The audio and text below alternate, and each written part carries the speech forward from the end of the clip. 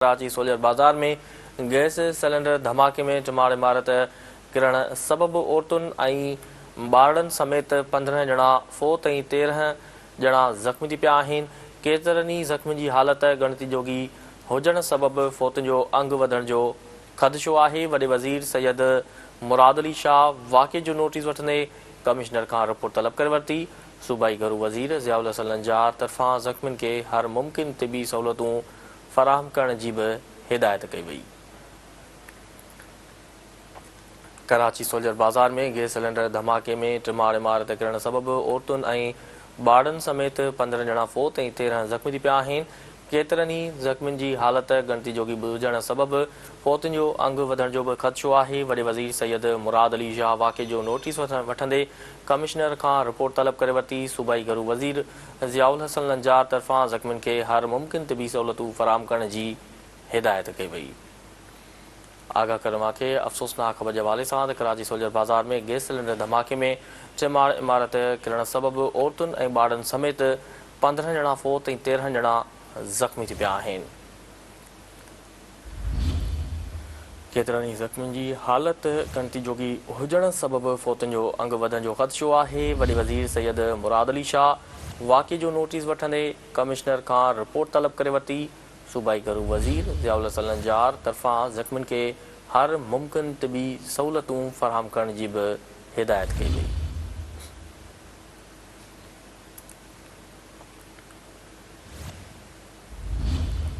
कराची सोलियर बाजार में gas cylinder धमाके में टिमाड़ इमारत किरण सबबि औरतुनि ऐं ॿारनि समेत 15 ॼणा फ़ौत ऐं 13 ज़ख़्मी थी पिया आहिनि। केतिरनि ई ज़ख़्मियुनि जी हालत ॻणती जोगी हुजण सबबि फ़ौतुनि जो अंग वधण जो भी ख़दशो आहे। वॾे वज़ीर सैयद मुराद अली शाह वाक़े जो नोटिस वठंदे कमिश्नर खां रिपोर्ट तलब करे वरिती। सूबाई घरू वज़ीर ज़ियाउल हसन लंजार तरफ़ां ज़ख़्मियुनि खे हर मुमकिन तिबी सहूलतूं फराहम करण जी हिदायत कई वई।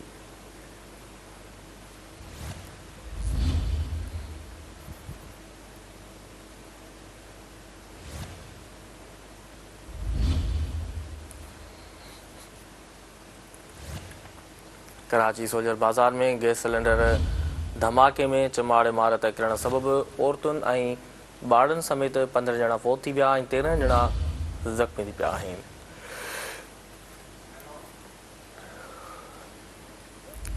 केतिरनि ई ज़ख़्मियुनि जी हालत ॻणती जोगी हुजण सबबि फ़ौतुनि जो अंग वधण जो ख़दशो आहे। वॾे वज़ीर सैयद मुराद अली शाह वाक़े जो नोटिस वठंदे कमिश्नर खां रिपोर्ट तलब करे वरिती। वधिक तफ़सील मालूम कंदासीं। टेलीफोन ते मौजूद आहे कराची खां Sindh TV news chief reporter Fayaz Qureshi. जी फयाज़, वॾे वज़ीर सैयद मुराद अली शाह नोटिस वरितो आहे टिमाड़ इमारत किरण सबबि इन बाबति आगाह कजो।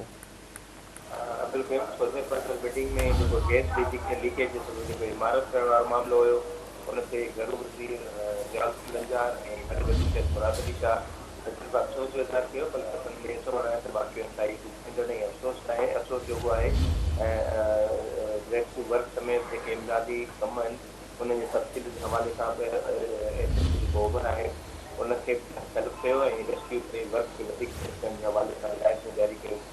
घरबंदी जे चवण जेकी स्टेडियम जे हवाले सां अस्पताल सां रखड़ो कयो वञे ऐं मजमूई पेशरफ़ जेका दुबराई ऐं इमदादी कम जे हवाले सां उन्हनि सां सिर्फ़ु आगाह रखियो वञे बल्कि मालूमात ॾिनी वञे। वॾे वज़ीर ज़रूरी चवण क़ीमती जामुनि जो यादि रखो उन ते गहरो दुख ऐं अफ़सोस जो आहे ऐं लाॻापियल जेके इदारा उन्हनि खे जेको मार जो मजमो आहे उन्हनि मां कढण जे हवाले सां छोकी करण जे हवाले सां हुकूमत जारी कया ऐं मालूमात हुनते तौर ज़ख़्मियुनि खे दर्जे जी सहूलियत फराहम कई वञे ऐं इमदादी कार्रवाई ते वधीक तेज़ कयो वञे ऐं मुतासिर ख़ानदाननि में अक्सर आहे जेके सरकार जे हवाले सां हिदायत करे सोलियर बाज़ार जो धमाको थियो उन जा सबब छा हुया उन हवाले सां कमिश्नर कराची खे जांच जो हुकुम पिणु ॾिनो आहे। ठीक है फयाज़, तफ़सील ॾियण लाइ वॾी